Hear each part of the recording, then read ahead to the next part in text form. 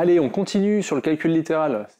C'est une nouvelle compétence. Cette fois-ci, on a une parenthèse qui multiplie une parenthèse avec une somme dedans avec des lettres, du x ici. Sur les exercices juste avant, on a vu que a facteur de b plus c, ça faisait ab plus ac. Ok? Maintenant, on va voir ce que ça donne ici, hop, avec ce cas-là. Donc, encore une fois, on va commencer tranquillement. C'est la première vidéo sur ces cas-là. Du AB, A plus B, pardon, facteur de C plus D. Donc on va le faire tranquillement, on va prendre notre temps.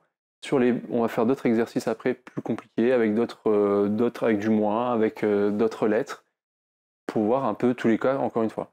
Donc là on y va tranquille, et après on ira plus vite. Donc moi ce que je vous conseille, pour la première fois, c'est que je prends le premier terme comme ça, je le surligne, et je l'applique comme ça avec des flèches sur le premier terme de la seconde parenthèse et le deuxième terme de la seconde parenthèse. Qu'est-ce que ça veut dire ça? Là, j'ai une somme qui multiplie une autre somme, donc j'ai celui-là qui multiplie à la fois celui-là et celui-là. Qui me donne x facteur de x plus x facteur de 2. Donc j'ai x fois x plus x fois 2. Ok, je dis facteur parce que ça multiplie à chaque fois. J'ai une somme positive parce que tous mes nombres ici, on est dans un cas où tout est positif, donc il n'y a pas de problème de signe. Pour le deuxième cas, je vais juste changer un peu de couleur pour que ce soit un peu plus visuel. Voilà, je l'applique de la même manière pour le deuxième terme, avec les deux autres de la deuxième parenthèse. Donc là, normalement, on continue le calcul plus loin, sauf que j'ai plus de place, donc je reviens à la ligne. Hein. Donc j'ai 1 fois x plus 1 fois 2. D'accord? Donc maintenant on va simplifier ce calcul-là. X fois x.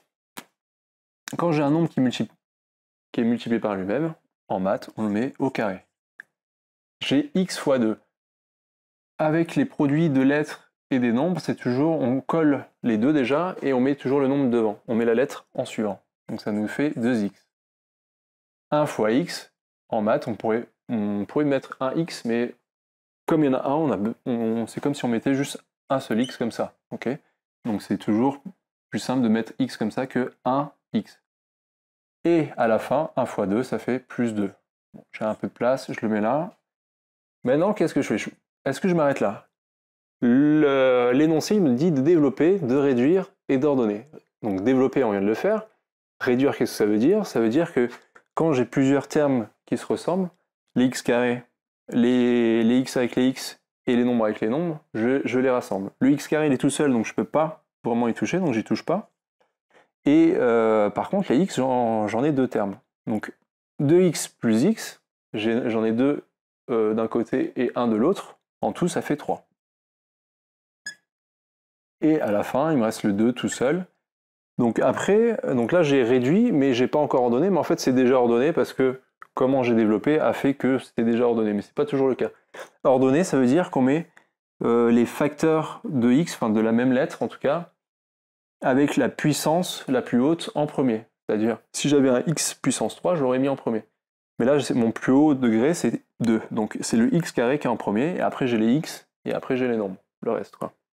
Ok? Là, j'ai vraiment fini, je suis allé au bout, je ne peux pas aller plus loin. J'ai à la fois développé, j'ai à la fois réduit, et j'ai à la fois ordonné. Voilà. Donc maintenant, on va continuer avec d'autres exercices, c'est juste qu'on va ajouter des moins, voir ce que ça donne, mettre aussi des nombres en facteurs. Voilà, on va continuer quelques exercices. Maintenant, faites des exercices, vous, apprenez à calculer ça. Je vais juste vous donner un petit récap de ce que ça pourrait donner si vous voulez le ficher sur une feuille. Je vous donne ça tout de suite. Hop, voilà. Je ne sais pas si vous voyez bien, c'est un peu petit. Donc j'ai A plus B facteur de C plus D, ça me fait AC plus BD plus AC plus BD. Franchement, l'apprenez pas par cœur, c'est pas vraiment le but. C'est vraiment, si vous voulez vous ficher quelque chose comme la dernière fois, on avait A facteur de B plus C, on avait AB plus AC, pardon. Là, c'est vraiment plus la méthode, comment on développe, donc ça s'appelle une double distribution d'ailleurs.